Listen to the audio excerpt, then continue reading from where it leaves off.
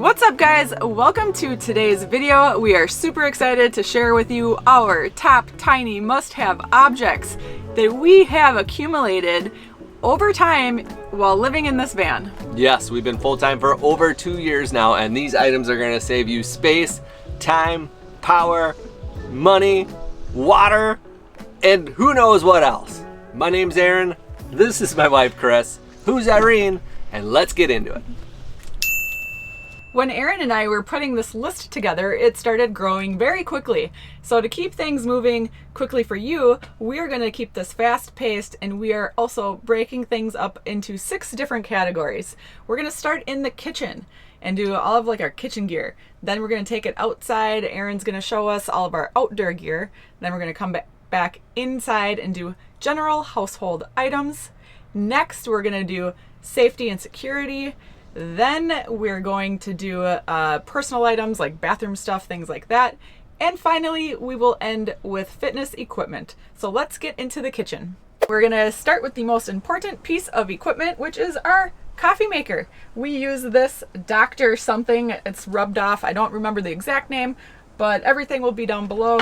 This is our kettle. We bought this straight away. This is one of our original purchases that we got while we were prepping for the van. We got it on Amazon. It's electric. You plug it in.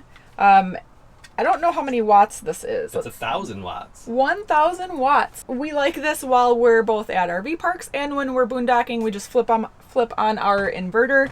You can set it to the exact temperature that you like your coffee at, and then we use the pour over method. This we also got original. It's plastic, cheap, and it's still holding up strong. We use this at least once a day, sometimes twice a day, and we couldn't be any happier with it. Next, while I'm standing here, we'll just jump straight into this induction. This is a new wave, and what we really like about this induction is its unique footprint. A lot of inductions will be a big square, and we just don't need the extra space if it's not actually functionable. So we like the induction for many reasons. You save on propane gas when you're plugged in. We just, you don't have to use your propane. So that also keeps it cooler in here. It cooks quicker. It boils water really, really quick, or whatever it is that you're making, gets your pan nice and hot. It saves counter space. So if I'm just using one burner and I can keep this closed for a prep area, that is a huge benefit for prepping space. We can take this outside and get some outdoor cooking with our Blackstone side by side. And also the wattage on this is variable, so you can determine what watt you want it to be set at. This has a 600, a 900, and a 1300 setting. Moving right along our countertop, we have my soap dispenser. This, you buy regular soap, whatever it is that you want to buy. You put your dish soap to about this level, and then you fill the rest up with water. So then you get a nice foam that really does make washing dishes use less water. Also along that line, I use these sponges, and I always cut them in half. So this is your standard non-scratch sponge that usually comes about twice as long. I always cut them in half because just to save on rinse water. Sponges take a lot of water to rinse, and especially when I'm boondocking and I'm being stingy with the water, these things get kind of stinky kind of quick, so I'm always throwing them out, and when I cut them in half, I get twice the use. Next up on the countertop, we have our travel Berkey. We actually got this about 1 year ago. We just did a full video on the Berkey recently. We'll link that so you can watch more on it. But we absolutely love it. We drink a ton of water. We each drink at least a gallon a day, so we're constantly cycling the water in this. This is the travel size. It's 1.5 gallons.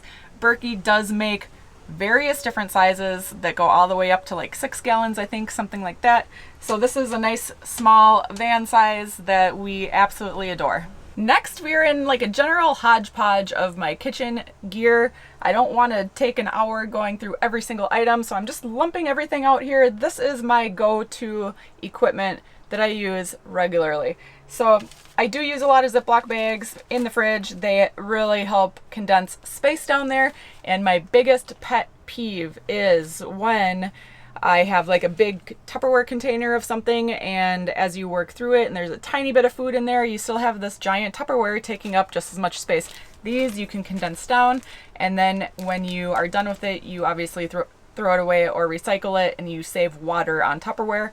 Now obviously I try to conserve plastic when possible. However, water is a severe issue, and we consume a lot less energy and waste than a lot of traditional households. So one thing I have to give is Ziplocs. I do use them and I need them.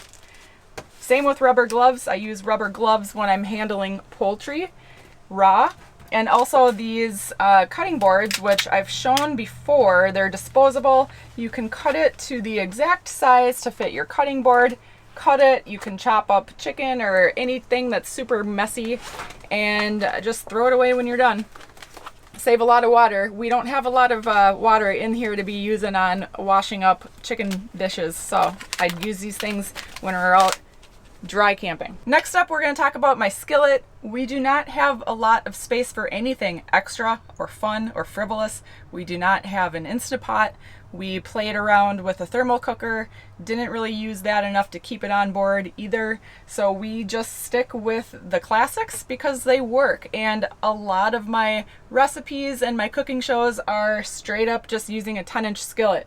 This is my 10-inch skillet. You can see it is dirty. I just burn through the skillets. I've bought cheap ones and I've bought expensive ones. And whether they're $30 or $200, they typically last me anywhere from like 6 to 12 months. So if you have a non-stick skillet that you love and it lasts you forever, definitely let me know the brand because I'm due for a new 10-inch. Along with the skillet, I use my spatula for everything. I'm constantly stirring. This is a nice high temp one, so I can let it sit here without it starting on fire.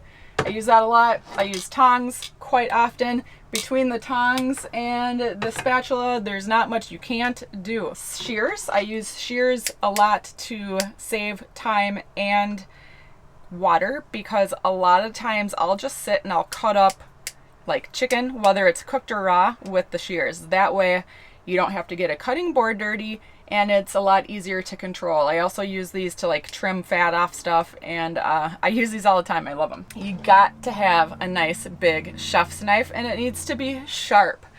Don't waste a lot of money on a nice beautiful knife and then destroy it by not sharpening it. So have a knife sharpener on board and take care of your knife, and it will treat you well in return. Speaking of knife sharpeners, this is what we use. It's a handheld Wusthof, and it's pretty good. We used to have a plug-in Chef's Choice. We used to have the electric knife sharpener, and that was my favorite. It was pretty heavy and pretty big, and unfortunately Aaron put his foot down and said that's not coming with us anymore. So I traded with my sister, and I think she drew the bigger end of the stick on that one, but I really like this because we need something small and portable, and this works great. So this is what we use to sharpen our knives. I do have a regular cutting board. I brought this on from our house, so nothing special here. This is just a OXO brand. Looks like I got it at Target. Probably got this 5-10 years ago, and I use that for, you know, major chopping projects. But I also have this tiny little cutting board that my friend Lexi gave as a gift when we were moving on to the van, and I use this every single day. I use this way more than I thought I would, and it's great because this space fills up so fast with stuff while you're cooking. Sometimes all you have is a tiny little pocket to work with, and this is exactly what you need. So definitely have a tiny little cutting board, and definitely have a big cutting board so that you can chop everything small and big. All right, moving outside to this wonderful sunny and windy day, we're gonna talk about this 0G water hose. We've had this for, I wanna say like a year and a half, maybe 18 months, something like that. And we have no outside storage on our van at all. So that's a huge deal. So all this outside stuff we're gonna talk about is just pure space saving. You can see how well this is holding up. It's had no leaks, and this is full-time use. So there's absolutely no issues with like the sun and fading and like this rubber. It's supposedly like a drinking safe hose. I'm gonna take their word on it, but we've had no ill effects over the past 18 months.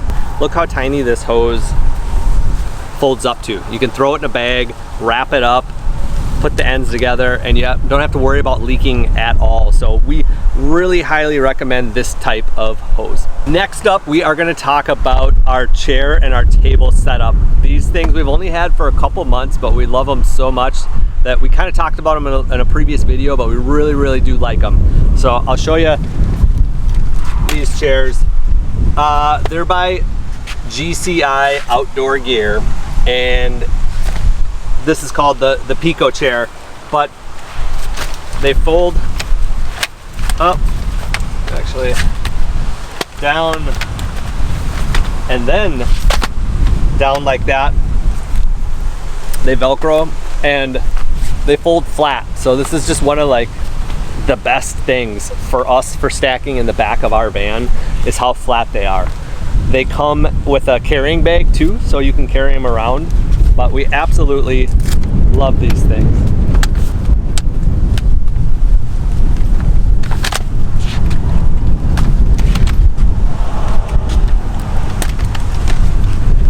They weigh a little bit more than the really small like backpack chairs that are really light. So I think these are around 10 pounds, but they're much more comfortable. I mean, way more comfortable. We had a set previous and these just blow that out of the water, and we love it. So you can see our table over here. These things sit right up to it, so you can actually have like an outdoor kind of dining table, and it's just kind of like a perfect set for being able to fit in the back of a van. I'll show you this table too, how it folds up. It has little folding extensions on these legs, which pop down, and then it folds down like that. So once again, flat's really important to us for stacking and storage, and it's just amazingly compact. We're really liking this table. It just gives us another element to get outside and, you know, enjoy nature a little bit. Like this beautiful, breezy, wonderful day. Okay, next up is our outdoor rug. This is a sand-free Sea Gear mat. It's double-sided. It's a double weave. I think we have a full video on this too if you want to see more on it, but what's nice about this is that, like right now it's super windy. It's not blowing this thing out at all. It's not like flapping. We had a traditional RV rug and that thing would be off in the neighbor's yard anytime the wind picked up. So this allows dirt and sand to kind of filter through, which is really nice. The downside on it is if you're out in the middle of the desert, and we use a kind of a blower vac, I'll show you in a second. That can kind of blow like down through it into the dirt, and it kind of come up a little bit. But otherwise, for full-time use, this thing has held up very well in the past year and a half. So the biggest thing about it is its ability to fold small. So this is a 10 by 10 rug, and if you had that in a traditional rug, it would just be huge, and we don't have any place to store something like that. This is that tiny little blower I was talking about. You can see how small this thing is. It works with my power drill that I also have, but it's really powerful enough to blow off our rug every day, or when we're setting up or tearing down, we can kind of just blow off all of our equipment. We use it all the time. And on top of that, it turns this way, and we have a bag that attaches to the side, and it turns into a vacuum cleaner. Next up, we are going to talk about the 17-inch Blackstone griddle. I searched high and low for a grill that is compact enough for our storage space under our rear seat in our van, and one that's able to hook up to our propane tank on our van, because we did not want to carry those green bottles or an extra 20-pound cylinder. We just don't have space for that at all. So with the Blackstone, this cooking part comes off, flips upside down, and folds flat on top of this, so it's like a perfect square. So when you put it zipped up into its carrying case, it sits really, really nice in the back of the van. I will say it took us a minute to figure out cooking on a flat top like this instead of a regular grill. It's completely different, but once you like get the hang of it, you get addicted to using this thing. And once again, it's just brought us into the outdoors. In wind like this, it does not do anything. It's horrible in the wind. So that's just something we had to kind of adjust to. I've been experimenting with putting like tin foil all around this thing, but when there's wind out, it just does not work. It doesn't get hot enough, and it's really not good in that situation. But now the reason the Blackstone works with our propane tank on our van, which has a regulator on the van side, is because the regulator for the Blackstone is on an attached piece that connects to those green bottles. So if you get rid of that attachment and you buy this little elbow right here, along with a hose and a quick connect to your onboard RV propane tank, which most RVs have that quick disconnect, or you can add it in yourself. But by doing this, there is no regulator on the grill, and it just uses the regulator off of the propane tank. So if that doesn't make sense, basically a lot of people have issues with the double regulator, and so if there was a regulator on this, it's too low of a pressure to cook. So the Blackstone's a really good option for these onboard kind of propane tanks like this, and it was one of the big reasons why I chose it, for the space and for the ability to use our propane tank. One last thing I want to show you guys outside before we head back in is our water heater. Now we have just a propane only heater. It's gas, so there is no electric to it, and we added this little hybrid heater kit down here that took me maybe an hour to install, but what that does is allows us to use 110 power to heat our propane tank with about 400 watts of energy. So a lot of times we're in the parks and we'll hear people's propane water heaters run all night long, just kind of burning through that propane. So if you do have a propane gas only water heater, it's a good idea, I think, to add something like that. It's an easy kit and saves you a lot of money on the propane, but I think the biggest thing is that we always have hot water when we're plugged in. So you just turn it on and you always got hot water ready to go. Moving into general household items, we have some soft cased water bags. We've shown these before. We use these for bringing additional fresh water on board while we are out boondocking so that we can extend our stay. These are nice and small. We've had these about over a year, just over a year. Yeah. So they're starting to get a little bit dirty, but at the price that they charge, you know, they're really affordable to replace on an annual basis or as needed. So we'll probably consider replacing these at some point, but we're not quite there yet. Next, also that helps us while we're camping off grid, we have our water bag, which we use for trash. I don't know which brand this is. Aaron got it on Amazon, but it's really great when we have bags full of dirty trash. We put it in here, it's airtight, you seal it up, so it keeps all of the rancid smells inside, all of the liquids inside. If anything were to spill out, you have a little bit of protection from the bag. So we use this, we love it. It gets nice and small, so when we are at an RV park, it stores in our closet. You don't even know it's on board. It's perfect. We have a little bug zapper. This was gifted to us by our friends Brian and Melissa from RV Tito, and we use this all the time. Little bugs get inside the van always. They just find little crevices in the screens. They come in, especially the little gnats, so we're constantly zapping bugs, and this works amazing. Next up, I have these little clips. They have like a pincher, and then you can hook them. So I really like to use them mostly for drying laundry, like things I don't want to shrink, things I don't want to put in the dryer, mostly athletic clothes and t-shirts, stuff like that. along with the clips, we use these 3M command hooks, but we do not put the adhesive on them. We just keep them dry and we stick them up in our ceiling line.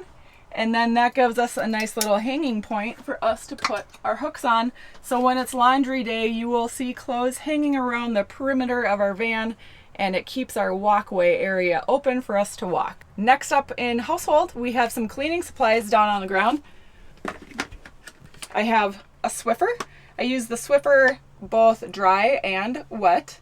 And we did throw the stick away because that pole took up some space and it was just constantly in our way. So when I use this, I do have to kind of get down and use it just like this.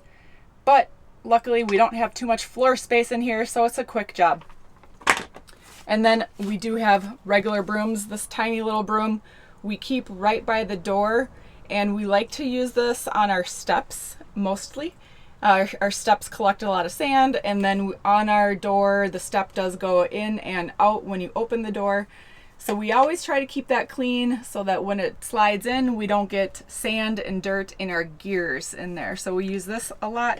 And then we also have an indoor broom. This indoor broom we got right away. Both of these, all of these we got right away before we moved on to the van. And they have stood the test of time, which means they are quality, they hold up, and we use them regularly. So all of these things were good purchases. We would highly recommend them.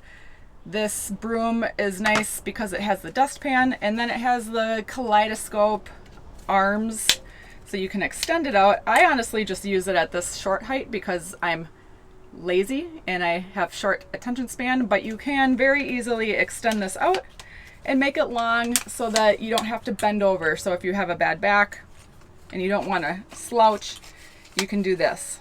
And it gets to be a full size. So that's really cool. I love these brooms. And then Aaron did show you the blower. We can use that inside as needed if we have a mess that we need to vacuum up.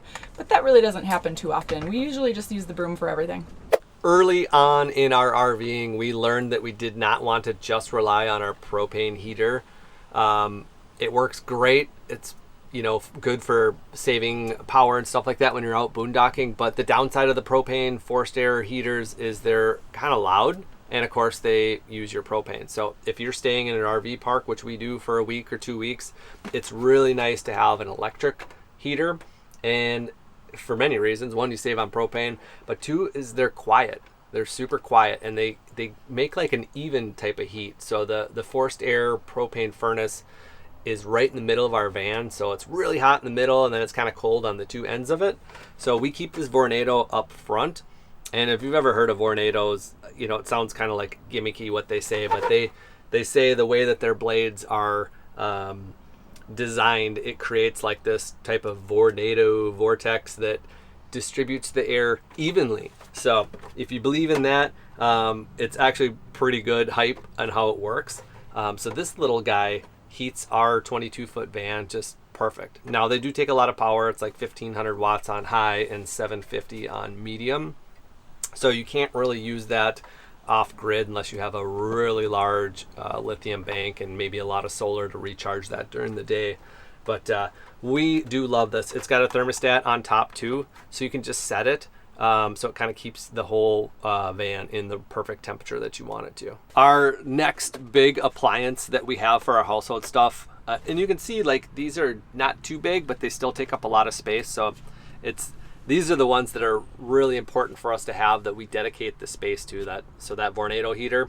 And then this bad boy here is an air purifier, and it's a dehumidifier all in one. So I didn't really see that many of these out there, and I thought that was a really interesting idea to put them both at the same time. So it has a HEPA filter on the side right here, and then it has a little water dehumidifier catch in the back.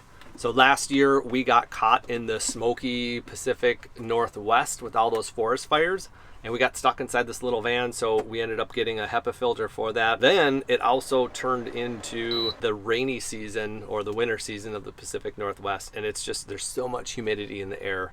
So we actually use this thing pretty much whenever we're at the campsites. We plug it in and it works great. Speaking of the cold Pacific Northwest, this little bad boy here is a 12-volt heated blanket, and this thing is great. It only draws about 3 amps of power, and it's a 45-minute timer plus an adjustable heat on it.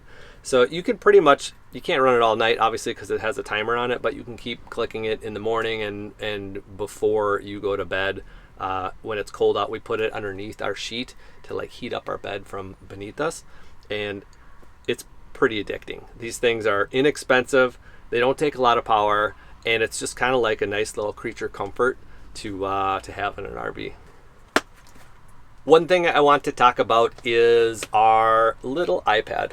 This is something we got a long time ago. I think it's like a 2007 or 2009 iPad. It's like a 10.1 inch. But we deleted our TV, which used to be right here. So it'd be like almost sticking out. And in a small space, it was too much in the way. And we just didn't really, we don't watch a whole lot of TV. Most of our stuff is streamed anyways. So I kind of wish that RVs had like giant, 25-inch pads like this just on the wall where you can connect to them. The battery on these things are great. You can watch multiple movies on them. It probably lasts us, like a good week before we have to charge it again.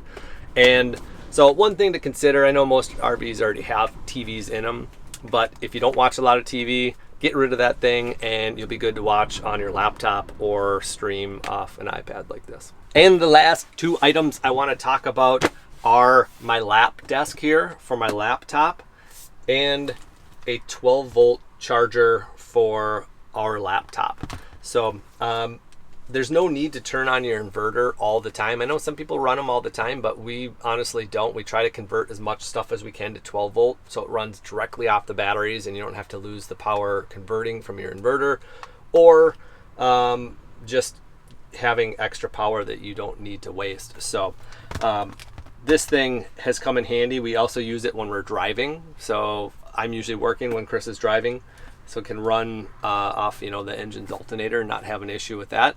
And this desk is great. I've had this for, I think, almost 2 years. I've been using this almost the whole time. And there's a table that you could set up back here, but once again, it's just kind of in the way and there's no need for that. So this is very enjoyable to have, and it's got a nice little memory foam rest there. But highly recommend something like this, even if you already have like a dedicated workspace. This is just a nice kind of secondary type of desk to have. Next up, we want to talk a little bit about safety and security. We're still working on doing a safety and security while boondocking type of video where we go more in depth on stuff, but I just wanted to mention a few of the items that we do use. So let's go check those out.